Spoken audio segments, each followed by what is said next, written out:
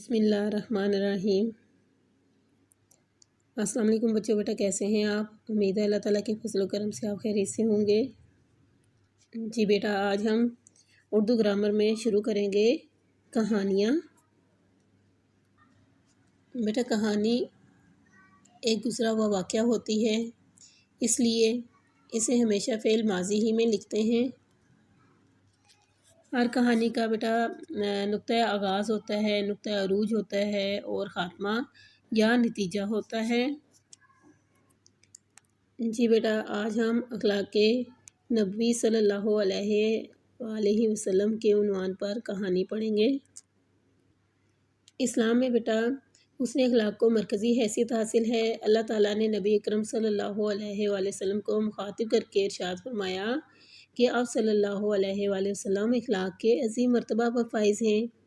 یہ آپ صلی اللہ علیہ وآلہ وسلم کا حسن خلق ہی تھا، جس سے متاثر ہو کر آپ صلی اللہ علیہ وآلہ وسلم کے دشمن بھی آپ کے دوست بن جاتے اور دائرہ اسلام میں داخل ہو کر عشائر اسلام میں آپ صلی اللہ علیہ وآلہ وسلم کے دست و بازو بن جاتے۔ آپ صلی اللہ علیہ وآلہ وسلم کے اخلاق کے بے شمار واقعات تاریخ کے ماتھے کا جھومر ہیں۔ بیٹا نبی اکرم صلی اللہ علیہ وآلہ وسلم نے مکہ مکرمہ میں آنکھ کھولی، انتہائی معصوم بچپن، پیارا لڑکپن اور پاکیزہ جوانی گزاری، صادق اور امین کا لقب پایا۔ آپ صلی اللہ علیہ وآلہ وسلم ہر قبیلے کی آنکھ کا تارا تھے، لیکن جو ہی آپ صلی اللہ علیہ وآلہ وسلم کو نبوت عطا ہوئی اور آپ صلی اللہ علیہ وآلہ وسلم نے لوگوں کو بتوں کی عبادت چھوڑنے، ایک معبود ہی کی عبادت کرنے اور اچھی عادتیں اپنانے کی دعوت دی، تو مکہ کے وڈیروں کو اپنی سرداری خطرے میں نظر آنے لگی اور وہ آپ صلی اللہ علیہ وآلہ وسلم کے مخالف ہو گئے۔ انہوں نے آپ صلی اللہ علیہ وآلہ وسلم کے خلاف مختلف قسم کی افواہیں پھیلانا شروع کر دی۔ ان میں سے ایک یہ بھی تھی کہ آپ صلی اللہ علیہ وآلہ وسلم جادوگر ہیں۔ جو شخص آپ صلی اللہ علیہ وآلہ وسلم سے ایک دفعہ ملتا ہے یا آپ صلی اللہ علیہ وآلہ وسلم کی بات سن لیتا ہے، وہ آپ صلی اللہ علیہ وآلہ وسلم کا گرویدہ ہو جاتا ہے۔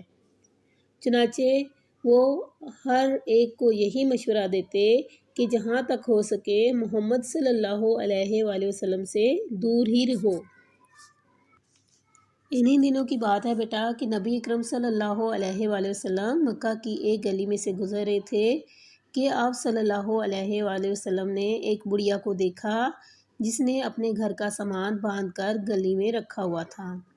وہ اسے کہیں لے جانا چاہتی تھی، لیکن سامان بھاری تھا اور وہ پریشانی سے ادھر ادھر دیکھ رہی تھی۔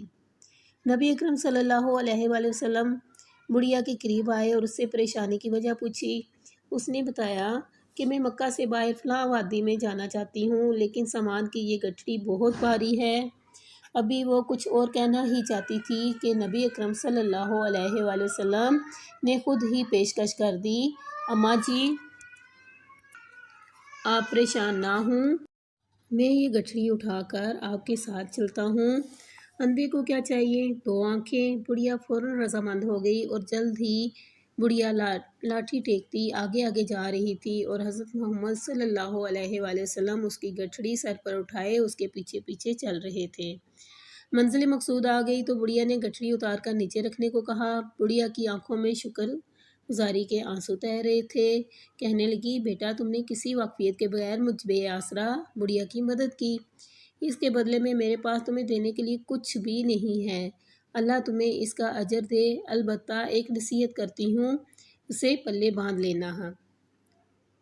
سنا ہے مکے میں ایک جادوگر آیا ہوا ہے جو اسے دیکھ لیتا ہے اسی کا ہو کر رہ جاتا ہے۔